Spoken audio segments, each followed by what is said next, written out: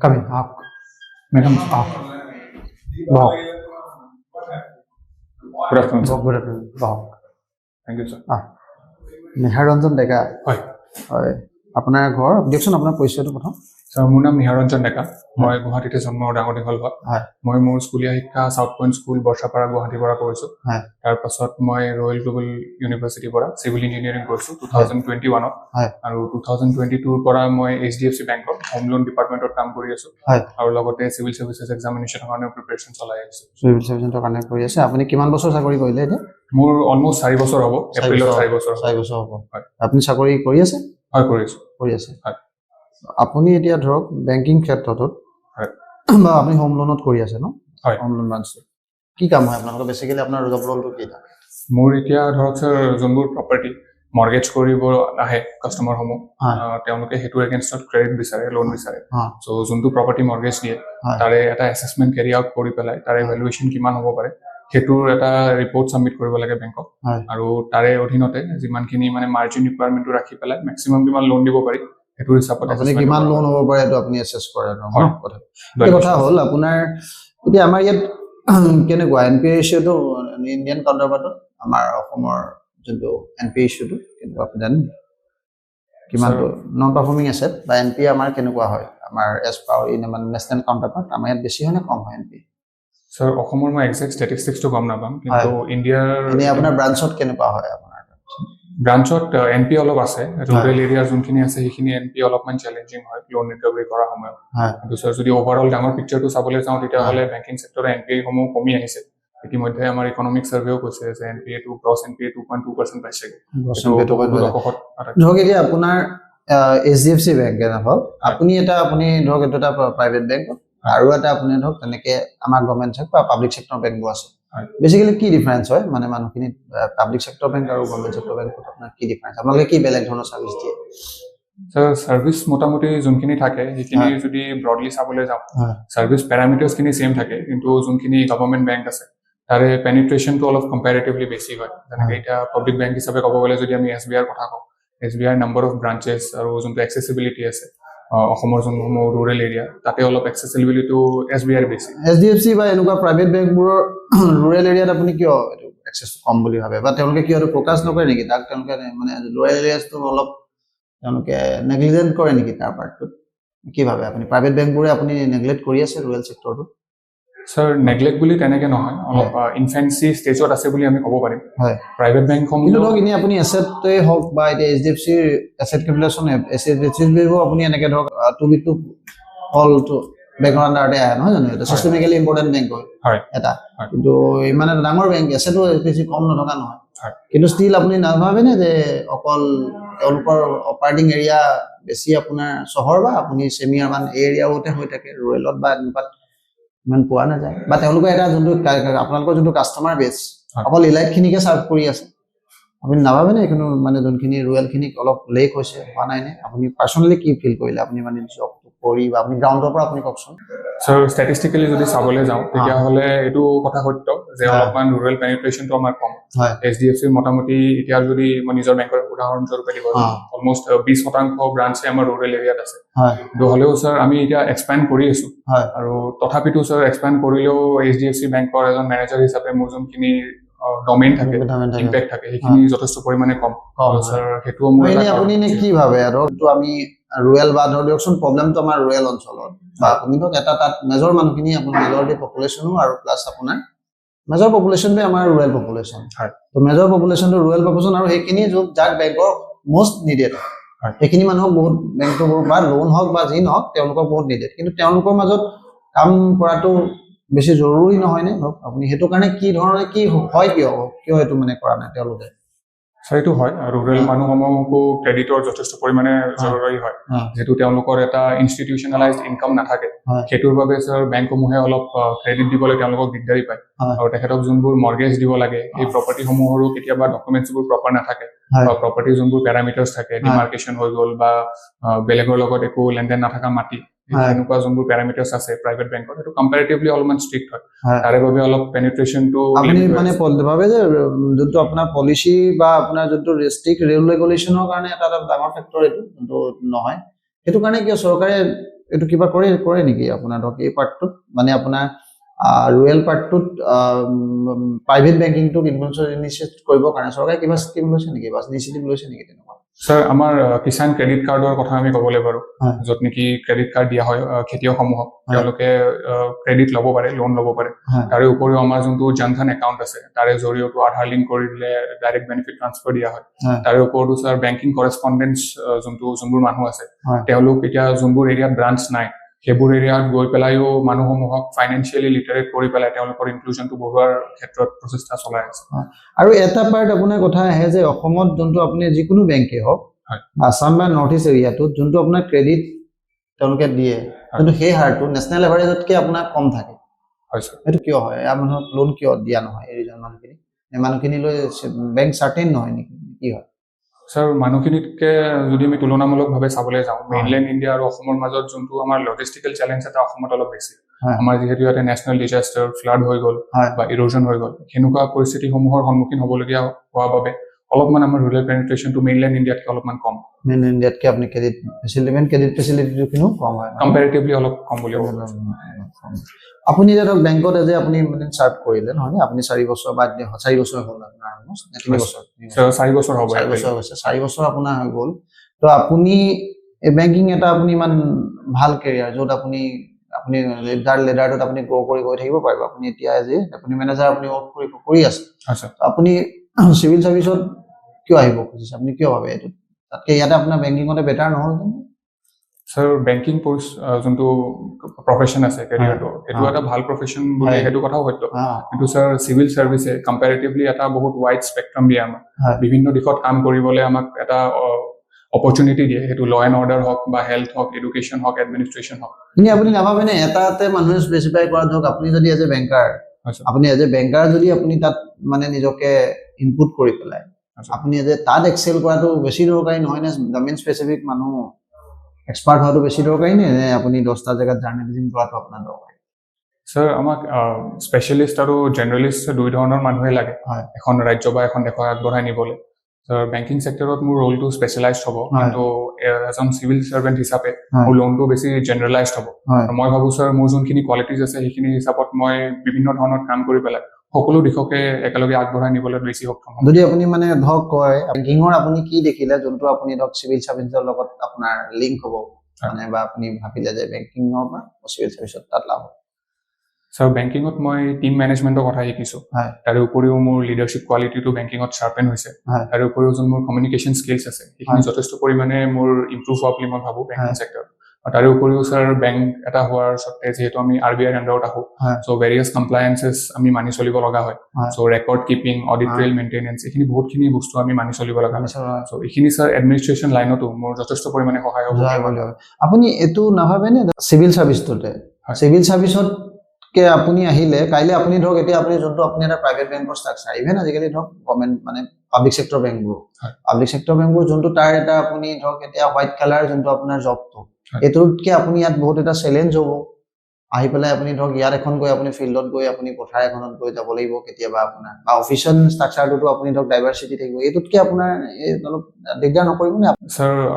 Civil ছাৰ্ভিচৰ চাকৰিটো যথেষ্ট পৰিমাণে ডাইনামিক কম্পেৰেটিভলি তুলনামূলকভাৱে আমি যদি চাবলৈ যাওঁ। কিন্তু স্যাৰ মই এইটো এটা চেলেঞ্জ নহয়, এটা অভিজ্ঞতা, এটা অপৰচুনিটি হিচাপে চাম। আৰু স্যাৰ মোক যদি ফিল্ডতো যাব লগীয়া হয় সেইটো মোক এট্ৰেক্টহে কৰিব। ধৰক আপুনি ঠিক আছে আপোনাক এট্ৰেক্ট কৰিব, এইটো মানি ল'লো। আপুনি এতিয়া চাকৰি কৰি আছে অলৰেডি, ধৰক আপুনি নিউবি নহয় বা এজন আপুনি এক্সপিৰিয়েঞ্চ এইটো ছেক্টৰত আপুনি এক্সপিৰিয়েঞ্চ হৈছে বা অলপ স্পেচিয়েলিটি আপুনি পাইছে। এতিয়া কথা হ'ল কাইলৈ আপুনি চিভিল ছাৰ্ভিচ আজি আপুনি ড্ৰ কৰিব খুজিছে, আপুনি ভাবিছে যে তাত আপুনি জাৰ্নেলিষ্ট আজি আপুনি কি হয় তাত এটা আপুনি ৱাইড স্পেক্ট্ৰাম এটা পাব, আপোনাৰ নলেজটো আৰু আপুনি এক্সপ্ল'ৰ কৰিব পাৰিব। কিন্তু কাইলৈ আপুনি জইন কৰাৰ পিছত গম পালে সেইটো এটা আপোনাৰ মিয়ৰ আপুনি ফাইল ছেভ কৰা জব এটাহে আছিল, আপোনাৰ কামটো এটা জাষ্ট আগত যোনটো আছিল বৰ বেছি এটা সাংঘাতিক ধৰণে সলনি নহ'ল। তেতিয়া আপুনি কি কৰিব? আপুনি গম পালে হেৰিয়ৰ পাছত 1 বছৰ চাকৰি কৰাৰ পিছত বা আপুনি ট্ৰেইনিং পিৰিয়ডৰ পিছতে গম পালে এইটোতো মই ভবা ধৰণে নহয়, তেতিয়া কি কৰিব আপুনি? স্যাৰ অসামৰিক সেৱাৰ যোনখিনি জব ৰোলছ থাকে সেইখিনি যথেষ্ট পৰিমাণে ডাইনামিক। কিছুমান ৰোল এনেকুৱা থাকে য'ত নেকি ফাইলৰ মাজত যোনখিনি কাম থাকে সেইখিনি কম্পেৰেটিভলি বেছি, কিন্তু এজন ACS অফিচাৰে বিভিন্ন ধৰণৰ ডিপাৰ্টমেণ্ট চাবলগীয়া হয়। ধৰি লওক আপুনি ACS টো মই বাদ কৰিছোঁ, কাইলৈ আপুনি গৈ পেলাই ইনস্পেক্টৰ অফ টেক্স পালে, তেতিয়াতো আপুনি জইন নকৰিব। স্যাৰ জয়েন কৰিম ইন্সপেক্টৰ অফ টেক্সতো আমাৰ ফাইল কামো থাকে তাৰ ওপৰত আমাৰ যোনটো অন সাইট ৰেটস বা ইন্সপেকচন থাকে সেইবোৰ থাকে বা ধৰক আপুনি যিকোনো এটা কাইলে এমপ্লয়মেন্ট অফিচাৰ পালে আপুনি মই এইটো সবতকে লাষ্ট আপোনাৰ ফ্ৰেন্ড ধৰি লৈছো এইটোৱে আপুনি পালে মই সাপোজ কৰিছো এমপ্লয়মেন্ট অফিচাৰ আপোনাৰ যদি হ'ল কাইলে এতিয়া তাতটো আপোনাৰ ধৰক এনেকুৱা কোনো ডাইনামিজমো নাথাকিব স্পেসিফিকও নাথাকিব দিয়কচোন এটা আপুনি এমপ্লয়মেন্ট স্পেসিফিক সেক্টৰ সেই সেক্টৰতে আপুনি এটা ৰুটিন ফাইল যোনটো আপোনাতকে ক'ৰবাত বেংকত আপুনি কৈ থকা চাকৰিটোতকে কাইলে অকমান লেছ ইন্টাৰেষ্টিং লেছ ডাইনামিক তেতিয়া আপুনি জানো অফ কৰিব স্যাৰ মই জয়েন কৰিম কিন্তু মই আকৌ অসামৰিক সেৱাৰ বাবে প্ৰচেষ্টা চলাম আপা যদি আপুনি এইটো অনুভৱ কৰে যে যদি জয়েন কৰাৰ পাছত যদি সেই আপুনি সেইটো নাপায় তেতিয়া আপুনি কৰি থাকিব না চাকৰিটো তেতিয়া স্যাৰ মই কৰি থাকিব ঠিক আছে বাকি আপোনাৰ ধৰক আপুনি দ্বিতীয় আপুনি থাৰ্ড প্ৰিফাৰেন্সত আপুনি ৰাখিছে তো দ্বিতীয়টোৰ বিষয়ে আপুনি কি জানে এনে কি কাম কৰে দ্বিতীয় আপুনি কৈছে নেকি কি কাম কৰে স্যাৰ দ্বিতীয় এজন ডিস্ট্ৰিক্টৰ ট্ৰান্সপোৰ্ট অফিচাৰ হিচাপে ডিস্ট্ৰিক্টত যিমানবোৰ গাড়ীসমূহ আছে বাহন আছে সেইবোৰৰ দায়িত্ব তেখেতে ভাৰ কৰে যোনখিনি ড্ৰাইভিং লাইসেন্স থাকে তাৰ পিছত আমি আপোনাৰ স্পেসিফিকলি যদি আমি কাম বুলি কওঁ যে এইটো কি কাম কৰে বাহনৰ বাৰু আমি বুজি পাওঁ নামতে গম পাই ট্ৰান্সপোৰ্ট গতিকে তেওঁ কি কাম কৰে আৰু জব ৰোলটো কেনেকুৱা হয় আপুনি জানে নেকি কেনেকুৱা কি জব ৰোল দ্বিতীয় জানো স্যাৰ ট্ৰান্সপোৰ্ট ৰিলেটেড যোনখিনি ডকুমেন্টেশন থাকে সেইখিনি এপ্ৰুভ কৰা দায়িত্ব তেওঁ থাকে ডকুমেন্টেশন এপ্ৰুভ কৰা তাৰ পিছত তাৰপিছত স্যাৰ আমাৰ যোনটো মটৰ ভেহিকল এক্ট 1998 আছে সেইটো ইমপ্লিমেন্ট কৰা তেখেত ছুপাৰভাইজ কৰে আৰু তাৰ ওপৰতো পাব্লিক সেফটিৰ যোনখিনি দায়িত্ব আছে যেনেকৈ আমি দেখিবলৈ পাইছো যে ৰোড সেফটি মান্থ এটা জানুৱাৰীত পালন কৰা হৈছিল তাতে আমাৰ কামৰূপ মেট্ৰ ডিসি যোনজন দ্বিতীয় যোনজন আছে তেখেতে ৰেকলেছ ড্ৰাইভাৰসমূহক চিত্ৰগুপ্ত আৰু তেখেতৰ লগত মিলি পেলাই এটা ৰঙা গোলাপ দিছিলে হৈছে ন আৰু এটা আপোনাৰ কথা হ'ল আপুনি সিভিল ইঞ্জিনিয়াৰিং কৰিছে হয় স্যাৰ সিভিল ইঞ্জিনিয়াৰিং বা সিভিল সাৰ্ভিস এটো লিংক আছে নেকি civil engineering civil service link কেনে কৰিব আপুনি বা সিভিল সাৰ্ভিসৰ পৰা আপুনি বেংকিংত লৈ গ'ল আকৌ কাইলে এনেকুৱা হ'ব পাৰে নেকি আপুনি সিভিল সাৰ্ভিসতকে আকৌ বেলেগ কিবা এটা যদি আপোনাক এটেক কৰে আপুনি বেলেগ এটা সেক্টৰ চেঞ্জ কৰি দিব পাৰে স্যাৰ আসলতে সিভিল সাৰ্ভিস যোনটো মই কৰিলো সিভিল ইঞ্জিনিয়াৰিং যোনটো মই কৰিলো সো তাৰে পৰা মোৰ একচুয়ালি কেম্পাছ প্লেচমেন্ট আছিল মোৰ বৰ্তমান চাকৰিটো যেহেতু হোম লোন ডিপাৰ্টমেন্টত পোষ্টিং হয় সো হেতু তেওঁলোক অকল সিভিল ইঞ্জিনিয়াৰে বিচাৰে সিভিল ইঞ্জিনিয়াৰ হৈছিল ওকে আপুনি এজ এ সিভিল ইঞ্জিনিয়াৰ মোক কৰি আছে তাত নে আপোনাৰ এটো মানে স্পেসিফিক ন স্যাৰ এটা ডিপাৰ্টমেন্ট আছে টেকনিক্যাল ডিপাৰ্টমেন্ট বুলি তাতে অকল সিভিল ইঞ্জিনিয়াৰ আছে তেওঁলোকে লয় হেতু ডিপাৰ্টমেন্টত মই কৰ্মৰত আচ্ছা আপুনি এজ এ সিভিল ইঞ্জিনিয়াৰ তাত আপুনি বেংকত পোষ্ট হৈছে ন ঠিক আছে এতিয়া আপোনাৰ ধৰক বাইনি আপুনি পঢ়াৰ বা আপুনি এটা কাম কৰাৰ বাহিৰেও বেংকিংত আপুনি এটা যে ফ্ৰী টাইম পায়নে আছে পায়নে বেংকিংত চাকৰি কৰি মানুহে ফ্ৰী টাইম সো ফ্ৰী টাইমটো তেনেকৈ পোৱা নাযায় মাজে সময়ে কেতিয়াবা যদি উইকেণ্ডটো অলপ দীঘলীয়া থাকে 3 দিন 4 দিনৰ তেতিয়া আপুনি কি কৰে বা যোনটো আপুনি দিনটোৰে ধৰক 2 ঘণ্টা ফ্ৰী পালে হয়তো এই ফ্ৰী টাইমটো আপুনি কি কৰে সো এনে মই পোৰ্ট্ৰেইট স্কেচিং কৰো কেতিয়াবা পোৰ্ট্ৰেইট স্কেচিং কৰে আপুনি স্কেচ কৰি সেইখিনি আপলোড কৰে নে আপুনি নে মানে কাৰোবাক দেখায় নে এইখিনি আপুনি নিজে ৰাখি থয় এইখিনি স্যাৰ এইখিনি ব্যক্তিগতভাৱে ৰাখা হয় এটো দিনে কিমান টাইম লাগে আপোনাৰ এখন স্কেচ কৰোতে আপোনাৰ স্যাৰ মোটামুটি 3 পৰা 4 ঘণ্টা মান লাগে কেনে এখন টাইম হেতু আপুনি মানে সঘনাই কৰে নে কেতিয়াবাহে কৰে স্যাৰ এতিয়া আগতে কৰিছিলো সঘনাই মানে মই কোভিড-19 ৰ যেতিয়া পেণ্ডেমিকৰ বন্ধ হৈছিল লকডাউনৰ সময়ত এটো হবি পিক কৰিছিলো তো এতিয়া যেহেতু সময় লকডাউনৰ সময়ত আপুনি এটো ফ্ৰী অতি ফ্ৰী হৈ গৈছিল কেনে কৰিছিল আপুনিটো হবি নহয় আপোনাৰ জাস্ট আপুনি অতি সময় আছিল তেতিয়া আপুনি একাৰণে মানে কৰিছিল নে নেকি তেনেকুৱা নেকি স্যাৰ ফ্ৰী থকা সময়ত আমি নতুন হবি এটা শিকিবলৈ বেছি সময় পাওঁ বুলি মই ভাবো হয় সেইকাৰণে আপুনি ধৰক তেতিয়া এটো শিকিলে তাৰ পাছত আপুনি এতিয়া হেতু আপুনি কন্টিনিউ নাই কৰা বা এতিয়া আপুনি কি কৰে জেনেৰেলি আপুনি যোনটো ফ্ৰী টাইম পালে কিবা লেজাৰৰ কাৰণে আপুনি লেজাৰ টাইম বৰ্তমানো মই ছবি অঁকাটোৱে প্ৰিফাৰ কৰো খালি আগৰ দৰে ইমান সঘনাই আঁকিব নোৱাৰো কিন্তু মাজে মাজে যেতিয়া সময় পাওঁ তেতিয়া মই আঁকিবলৈ চেষ্টা কৰো অসমত এনেকুৱা আপুনি কোনোবা ছবি আপুনি আঁকে কি আমাৰ আপুনি চিত্ৰকৰ বা এনেকুৱা আপুনি কোনোবা জানে নেকি যোন ধৰক পেইণ্টাৰ এজন জান অসমৰ ধৰক আপোনাৰ যোনে ভাল আঁকে আপুনি ইণ্ডিয়াৰ লেভেলত স্যাৰ কাৰোবাক ফলো কৰে নেকি এনেকুৱা আপুনি পোৰ্ট্ৰেইট পেইণ্টিংত কাৰোবাক ফলো কৰে নেকি আপুনি স্যাৰ ফলো তেনেকে কৰা নাযায় কিন্তু স্যাৰ অসমত যদি নাম লবলৈ যাওঁ তেতিয়াহলে আমাৰ নীলপৱন বৰুৱা ছাৰৰ নাম লবলৈ পাৰো আৰু উপৰি স্যাৰ অপৰাজ বৰুৱা ছাৰ আছিলে তেখেতেও গিনিছ ৱৰ্ল্ড ৰেকৰ্ডত নিজৰ নাম আনিছিলে আৰু আপুনি নেশ্যনেল লেভেলত কোনে ভাল শ্ব' কৰে স্যাৰ নেশ্যনেল লেভেলত যদি আমি নাম লবলৈ যাওঁ ৰাজা ৰামমোহন ৰয় এজন আছিলে তাৰ ওপৰত আমাৰ অৱনীন্দ্ৰনাথ টেগৰ যোনজন আছিলে ভাৰত মাতাৰ পেইণ্টিং তেখেতে বনাইছিলে বাকি এনে ধৰক আপোনাৰ এতিয়া ঠিক আছে আপোনাৰটো এটা ডাইনামিক প্ৰফাইল আপুনি সব পাছ কৰিছে তাৰ পিছত এজ ইঞ্জিনিয়াৰ আপুনি ৰলো কৰি আছে কিন্তু তথাপিও আপোনাৰ এনেকুৱা কি কোৱালিটি আছে যোনটো আপুনি ভাবে যে সিভিল সাৰ্ভিসটো মানে ফিট হ'ব বা সাৰ্ভিসটো জাস্টিস হ'ব আচ্ছা সো মোৰ এই গোটেই একাডেমিক আৰু প্ৰফেচনেল কেৰিয়াৰটোৰ যিমানখিনি মই দূৰ আহিছোঁ সেইখিনিৰ অধীনত মোৰ ছাৰ পাৰ্চিভাৰেঞ্চৰ যোনটো কোৱালিটি আছে সেইটো যথেষ্ট পৰিমাণে ডেভেলপ হৈছে যাৰ জৰিয়তে মই কনচিষ্টেণ্টলি কোনো এটা দিশত কাম কৰি যাব পাৰোঁ তাৰে ওপৰতো ছাৰ মোৰ লিডাৰশ্বিপ কোৱালিটি আছে নাই এইকেইটা আপুনি এনেকুৱা এজ এ লিডাৰ আপুনি এতিয়া ধৰক আজি 2022 চনৰ পৰা 25 লৈকে কৰিছে এনেকুৱা কিবা আমি ইভেন্ট গম পাম নেকি যোনটোত আপুনি এজ এ লিডাৰ আপুনি নিজক প্ৰুভ কৰিছে ছাৰ উদাহৰণস্বৰূপে যদি দিবলৈ যাওঁ মই এতিয়া বৰ্তমান য'ত কৰ্মৰত তাতে মই ত্ৰিপুৰা আৰু তাৰে পিছত আমাৰ যোনটো বাৰাক ভেলী আছে তাৰে যোনবোৰ টীম আছে মই তেওঁলোকক গোটেইখিনি সামৰি লৈ পেলাই এজ এন মোৰ টীমটোক মই ইষ্ট ৰিজন যোনটোত কেইবাখনো ষ্টেট আহে সেইটোক ৰিপ্ৰেজেণ্ট কৰোঁ ছাৰ সেইটো এটা প্ৰফেচনেল এক্সপিৰিয়েঞ্চ মোৰ আছে আৰু ছেকেণ্ড আপুনি কি কৈছে পাৰ্চিভাৰেঞ্চ হয় ছাৰ সেইটো কেনেকে আপুনি পাৰ্চিভাৰেঞ্চ ছাৰ পাৰ্চিভাৰেঞ্চৰ উদাহৰণস্বৰূপে যদি দিবলৈ যাওঁ মই অসমীয়া সেৱাৰ পৰীক্ষাৰ যোনটো এক্সাম্পল আছে সেইটোৱে দিবলৈ পাৰোঁ সেইটো আপুনি ইয়াত আগতে এপিয়াৰ কৰিছে পৰীক্ষা ছাৰ এইটো মোৰ থাৰ্ড এটেম্প্ট হয় কিন্তু মই দুবাৰ প্ৰিলিমছ পাছ কৰিব পৰা নাছিলোঁ যিহেতু মানে 2023 আৰু 2024 যোনটো প্ৰিলিমছ আছিলে সেইটো মাৰ্চ মাহত হৈছিলে আৰু ছাৰ ফাইনেন্সিয়েল ইয়াৰ এণ্ড হোৱাৰ বাবে তেতিয়া সময়ৰ যথেষ্ট নাটনি ঘটিছিল সেইটোৰ বাবে ছাৰ মোৰ দুটা প্ৰিলিমছ ভাল হৈছিলে কিন্তু মই তথাপিতো ছাৰ লাগি থাকিলোঁ এইবাৰ আপুনি ধৰক যদি এইবাৰ আপুনি ধৰক আপোনাৰ সফল নহয় তেতিয়া আপুনি কি কৰিব আকৌ আপুনি ফুল টাইম প্ৰিপেয়াৰ কৰিব নে আপুনি বেংকিং কণ্টিনিউ কৰিব ছাৰ মই কণ্টিনিউ কৰি পেলাই প্ৰিপেয়াৰ কৰিম কণ্টিনিউ কৰি পেলাই আপুনি এজ এ ৱৰ্কিং প্ৰফেচনেল আপুনি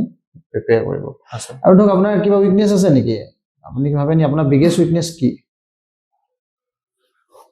ছাৰ উইকনেছ বুলি ক'বলৈ গ'লে মাজে সময়ে কেতিয়াবা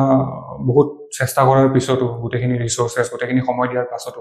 পৰিণামটো যেতিয়া ভাবা মতে নহয় তেতিয়া অলপমান কেতিয়াবা ফ্ৰাষ্ট্ৰেশ্যন ডেভেলপ হয় ত' সেইটো মই এটা মোৰ উইকনেছ বুলি ভাবোঁ সেইটোৰ বাবে মই অভাৰ থিংকিঙো কৰোঁ কেতিয়াবা আপুনি বা এইটো নাভাবেনে যে আপুনি এইটো এটা ধৰক য'ত এইটো প্ৰশাসনিক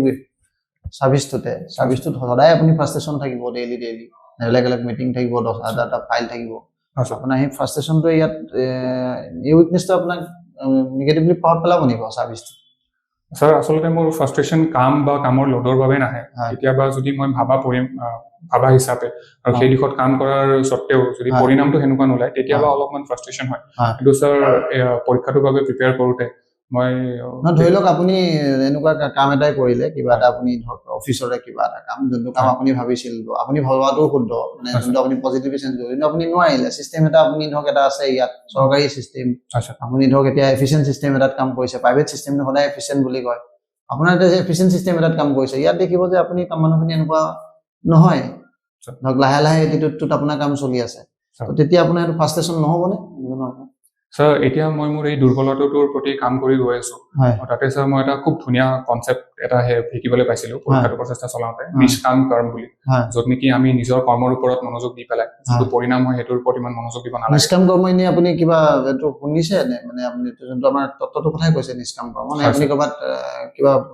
আপোনাৰ কিবা কেপাচিটি বিল্ডিং প্ৰগ্ৰেমত শুনিছিলে নেকি ছাৰ এইটো আচলতে মই পৰীক্ষাৰ কাৰণে প্ৰিপেয়াৰ কৰোঁতে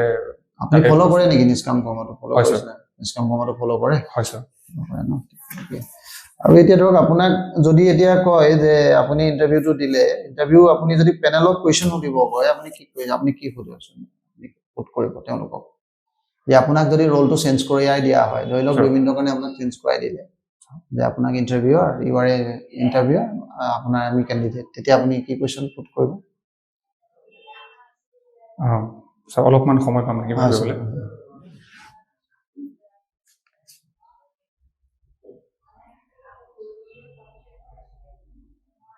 ছাৰ এজন অসামৰিক সেৱাৰ বিষয়া হিচাপে তেওঁ নিজৰ কৰ্মজীৱনত এনেকুৱা কিবা অভিজ্ঞতা প্ৰাপ্ত কৰিলে নেকি য'ত নেকি তেওঁ ভাবে যে তেওঁ যদি বেলেগ কোনোবা জাগাত কৰ্মৰত হ'লে হয় তেতিয়াহ'লে তেওঁ সিমান মানে ৰিচলি কণ্ট্ৰিবিউট কৰিব নোৱাৰিলে হয় ত' সেইটো ACS যোনটো ছাৰ্ভিচ কেডাৰ আছে সেইটো বেলেগ ছাৰ্ভিচতকৈ কি পৃথক কৰে এইটো আপুনি কি ভাবে এতিয়া যে আপুনি সলনি হৈ লওক আপুনি তাৰপিছত ভাবক কি পৃথক ACSটো কি পৃথক হ'ব লাগে এইটো আপোনাৰ এতিয়া আনচাৰটো হ'ব সেইটো আপোনাৰ আনচাৰ আপুনি এতিয়া কেণ্ডিডেট ছাৰ ACSটো এটা গভৰ্ণমেণ্ট অফ আছামৰ প্ৰিমিয়াৰ ছাৰ্ভিচ হয় যাৰ কোনো নিজা ডিপাৰ্টমেণ্ট নাই সেইটো এটা ইউনিক ফিচাৰ এটা ACS বুলি ক'ব পাৰো হয় বেলেগ প্ৰত্যেকটো ডিপাৰ্টমেণ্ট মানে স্যাৰ এটা স্থায়ী ডিপাৰ্টমেণ্টত পষ্টিং নহয় ACSৰ তেওঁ প্ৰত্যেকজন ডিপাৰ্টমেণ্টতে নিজৰ যোগদান দিব লাগে য'ত যেনেকে পষ্টিং হয় চ' সেইটো এটা বিৰাট ডাঙৰ এডভান্টেজ বুলি মই ভাবো ACS হিচাপে চ' স্যাৰ সেই কৰ্মৰত জীৱনত এজন ACS অফিচাৰে বহুত অভিজ্ঞতা লাভ কৰে তেখেতে কেতিয়াবা এডুকেশ্যন ছেক্টৰত কেতিয়াবা হেল্থ ছেক্টৰত কেতিয়াবা এডমিনিষ্ট্ৰেশ্যনত সেই যোনখিনি এক্সপিৰিয়েঞ্চ তেখেতসকলে গেইন কৰিলে সেইখিনি জেনেৰেলিষ্ট হিচাপে তেখেতে নতুন এটা পষ্টিং যেতিয়া পাব সেই প্ৰিভিয়াছ এক্সপিৰিয়েঞ্চখিনি নতুন ফিল্ড এটাত এপ্লাই কৰি পেলাই এজন স্পেচিয়েলিষ্ট বা এজন বেলেগ কেডাৰ অফিচাৰতকৈ বেছি এফেক্টিভলি ডিউটি ডিscharge কৰিব পাৰিব বুলি মই ভাবো এজন ACS অফিচাৰ এপিছৰ ক্ষেত্ৰত আপোনাৰ কি ৰায় এপিছলৈ আপোনাৰ ধাৰণা কি এপিছত কি কাম কৰে পুলিচখিনি আপোনাৰ কেনেকুৱা ধৰণৰ এপিএছটো ছেকেণ্ড প্ৰিফাৰেঞ্চে আপোনাৰ হয় স্যাৰ এতিয়া ধৰক আপুনি কি ধাৰণা আপোনাৰ এতিয়া এপিএছ এজন এপিএছ লৈ এখন হওক স্যাৰ APSটো এটা যথেষ্ট পৰিমাণে প্ৰেষ্টিজিয়াছ ছাৰ্ভিচ হয় গভৰ্ণমেণ্ট অফ আছামত তেখেতসকলৰ মেইন কামটো যদি আমি চাবলৈ যাওঁ স্যাৰ তেতিয়া চিকুৱেঞ্চিয়েলি ইণ্টেলিজেঞ্চ গেডাৰিং ইনভেষ্টিগেশ্যন তাৰ ওপৰত আমাৰ ক্ৰাইম প্ৰিভেনশ্যন ক্ৰাইম মিটিগেশ্যন এইখিনি তেওঁলোকৰ দায়িত্ব যাৰ জৰিয়তে ল এণ্ড অৰ্ডাৰ মেইনটেইন হয় আৰু তাৰে ওপৰতো স্যাৰ যদি এলাইড যোনখিনি ছাৰ্ভিচ আছে সেইখিনি কথা ক'বলৈ যাওঁ তেতিয়াহ'লে ট্ৰেফিক মেইনটেনেঞ্চ তাৰপিছত VIP চিকিউৰিটি ক্ৰাউড মেইনটেনেঞ্চ এইখিনিও স্যাৰ APSৰ দায়িত্বত পৰে ল এণ্ড অৰ্ডাৰ কাৰণে আপুনি কি ভাবে যে মানে এজন ACS ছাৰ্ভিচটো বেছি ৰ'ল থাকিব নে APS ছাৰ্ভিচটো বেছি ৰ'ল থাকিব ল এণ্ড অৰ্ডাৰ কি ভাবে আপুনি স্যাৰ ACS অফিচাৰ এজনে যেতিয়া মেজিষ্ট্ৰেটিৰ দায়িত্বটো পায় তেতিয়া তেখেতসকলৰ যোনখিনি ল এণ্ড অৰ্ডাৰ মেইনটেইন কৰা অৰ্ডাৰ পাছ কৰা যোনটো ক্ষমতা থাকে সেইটো ACSৰ তাত থাকে সেইটো আপুনি ক'ৰবাত শুনিছে নে এইটো আপুনি পঢ়ি আহিছে কেনে গম পালে আপুনি স্যাৰ এইটো মই ছাৰ্ভিচ ৰুলছ কেইখন চাওঁতে গম পাইছিলো আমি ছাৰ্ভিচ ৰুল পঢ়িছে স্যাৰ গোটেইটো পঢ়া নাই সবিশেষত পঢ়া নাই কিন্তু স্যাৰ যিমানখিনি মই গম পাওঁ তেতিয়া মেজিষ্ট্ৰেট আপুনি পঢ়িয়ে শিকিছে কাৰোবাৰ আপুনি শুনা নাই কথা ইন পাৰ্চন কোনোবাই আপোনাক কৈছে এই কথাটো নে আপুনি আপুনি হেৰিৰ পৰা গম পাইছে ইন পাৰ্চন কোৱা নাই আপুনি হেৰিৰ পৰা মানে পঢ়িয়ে আপুনি এইটো হয় স্যাৰ এইটো কৈছে ঠিক আছে তেতিয়া থেংক ইউ কৰিছোঁ